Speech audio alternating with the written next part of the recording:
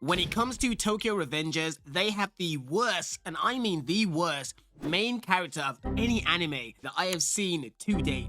But let's take a step back because I really did like the premise of the series, but unfortunately, the main character doesn't make it easy. It's like the writers decided to make a much more annoying and unlikable version of Naruto Uzumaki, except for the fact that he doesn't really develop much, whereas Naruto did.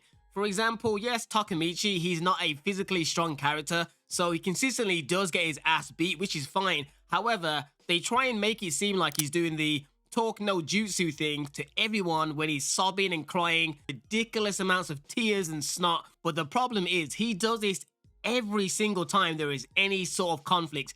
It just doesn't feel very authentic and really doesn't seem like it actually fits the moment, and it's simply because he doesn't possess the nuance and likability factor that allowed Naruto to win over many of the fans and obviously, in world, the characters. So every time Takemichi tries to do his version of the talk no jutsu, it just seems very forced and sometimes just seems outlandish.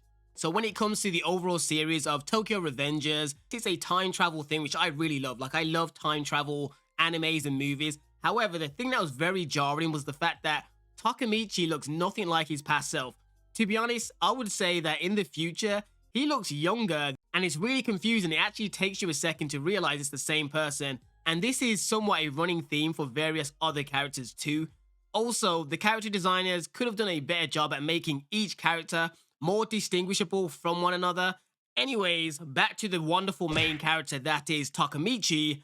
At the start of the series, he was a little annoying, but his mission of saving his girlfriend and time traveling to the past intrigued me enough I kept watching, but his character doesn't seem to develop at all. I would argue his character almost regresses. He just stands around and has an internal monologue in his head. He is one of the worst types of main characters, which is one that's just getting pushed along by the story that doesn't actually actively push forward and contribute to the story. But for those of you that haven't watched the series and don't know the main premise, it's basically about Tokyo street gangs. So there is a lot of fighting and things like that. But I'm not saying that because it's about fighting that the main character has to be physically strong or has to be in charge. But we need a main character we can at least enjoy and root for.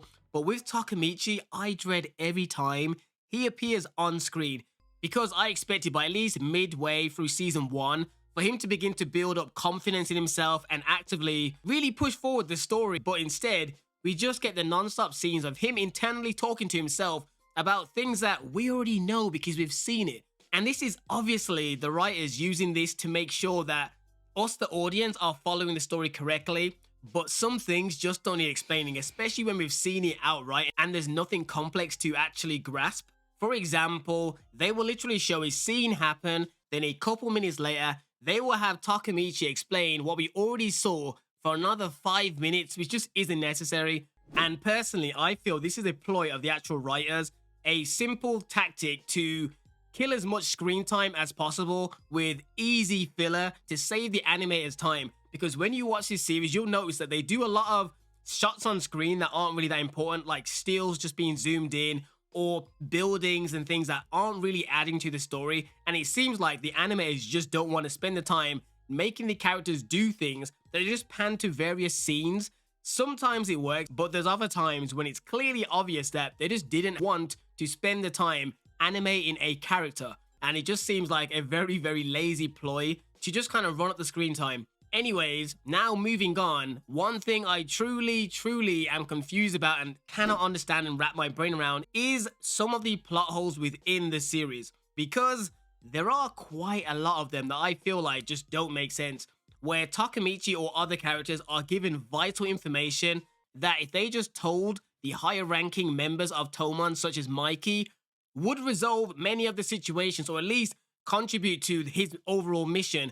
For example, Baji, with his dying breath, calls over Takemichi instead of calling over Mikey, who is the actual leader, to tell him that Ishiki is the enemy. This scene is a clear indication of bad writing. It made no sense. He could have called over Mikey, his best buddy, the leader of the whole gang, and tell him to his face, Ishiki is the villain, do not trust him. But instead, he calls over the whiny, annoying new guy to give him such a vital and important message and task.